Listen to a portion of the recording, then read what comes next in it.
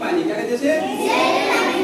जैसे हम कुआं खोदते जमीन में पानी निकलता, जैसे हम बोरवेल मारते जमीन में पानी निकलता है।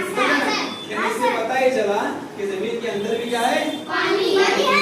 अब जो है पहाड़ी के ऊपर जो बारिश होती है, तो बारिश जो है नदियों के जरिए, नदियां मिलती मिलती नदियों के जरिए, नालों के जरिए बहता बहता बहता बहता बहता जाकर होता है समुद्र में। फिर समंदर से कहाँ जाता है? भाप बन के आसमान में। फिर बारिश बन के कहाँ आता है? जमीन पे। फिर जमीन से समंदर में जाता है। फिर समंदर से ये जो चक्कर है, ये चक्कर मुसलसल चलता रहता है। ये चक्कर, इस चक्कर के इसी अमल को क्या कहते हैं? चक्कर। पानी का चक्कर, वाटर साइकिल। समझ में आया तुमको? ये जो है अमल लगातार चलता रहता है।